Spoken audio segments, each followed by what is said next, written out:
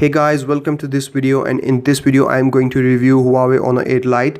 So let's take a look at this device and decide whether you should get this device or not.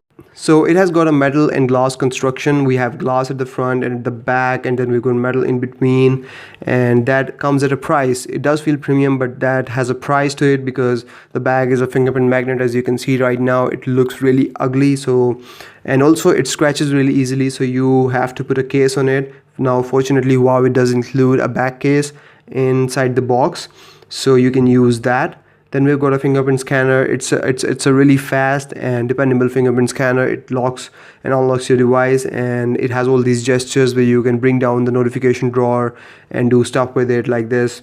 And you can also take photos and browse photos with it and stuff like that. I have a whole detailed video. I'll link it up. You can watch that.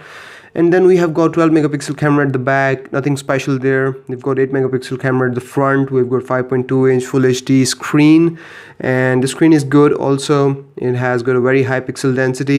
And then we have got 3 gigs of RAM, 16 gigs of internal storage, Kirin 655 octa-core processor clocked at 2.1 gigahertz. So hardware and build quality is really good, and it's top notch and provides a very good features to price ratio. And definitely you can't go wrong if you buy this device. Now let's talk about the software a little bit. It's running on Emotion UI 5.0 that is based on Android Nougat. So it has a new look and feel to it. You can see that the notification drawer is changed. There is new settings app, and as always, right now I'm running it on Nova Launcher, but the default launcher doesn't have an app drawer, but you can turn it on by going into the settings, and in settings you can simply go in home screen style, and here you can choose between drawer and standard. So you can do that. Basically the rest of the things are same. Huawei apps are almost same. There is no more change to them. But let's talk about the camera. The camera is great. It again has a similar interface to what we saw on previous iterations of Emotion UI, but it takes very good photos in brightly lit rooms or in bright sunlight during daytime.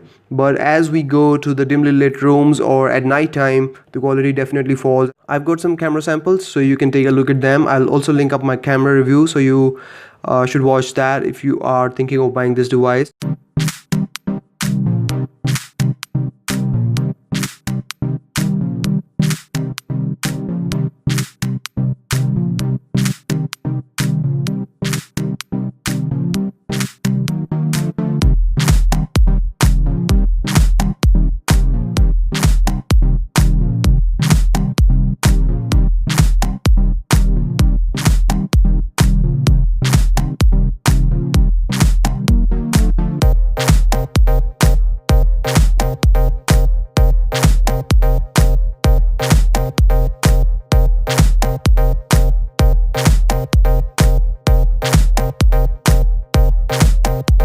It also supports USB OTG, which is great for people who use that feature. Huawei is not known to include USB OTG feature in its low-end devices, but it did it with this device, and I'm really happy about that. I also did a USB OTG test. I'll link it up if you want to watch that.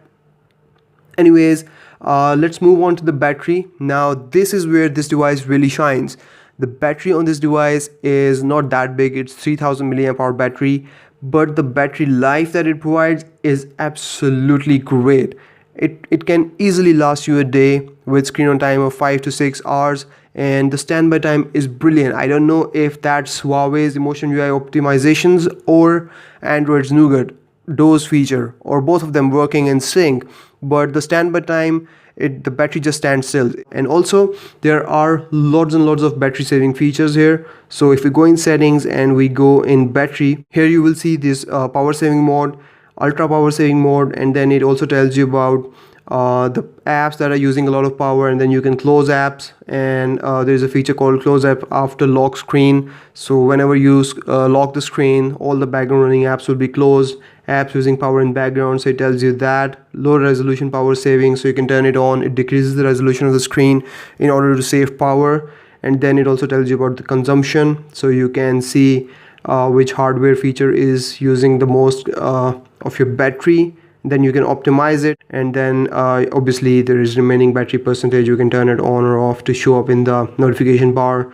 And there are even more settings here So it tells you about power intensive prompt. If any app is using too much battery, it will tell you about that. You can also see the power intensive apps history, the apps that have been using a lot of battery, and then a lot of other features.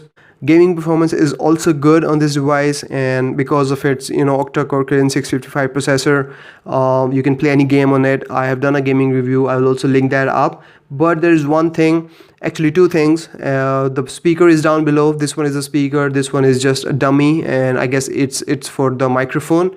But this one is a speaker, and whenever you're holding your device like this to play a game, it gets muffled really easily. Even a single finger can muffle it.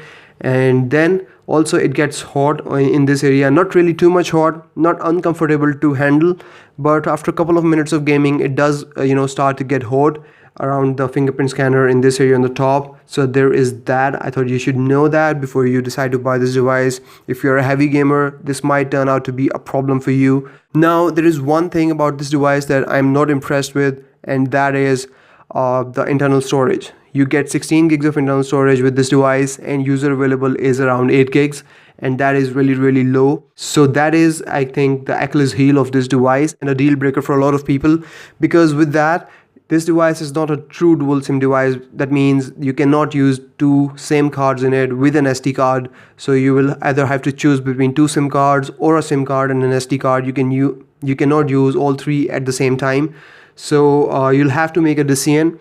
If you are not a heavy user, you do not download lots of apps, you do not take a lot of photos, you just want to use your device, go ahead, buy this device. But if you take a lot of photos, you download a lot of media, and you need an SD card, and you also are a dual SIM user, this device is definitely not for you. Take a look at some other options. Huawei Honor 6X is a very good option. Xiaomi Redmi Note 4 is a very good option, so you can take a look at those devices. So that's about it, guys. If you still have any questions about this device, you can ask me in the comments. You can catch me up on the social media. The links are in the description, so you can find me there. And I have a lot more videos of this device uploaded on my channel. Be sure to watch them if you are thinking of getting this device, and they'll definitely help you in making your decision.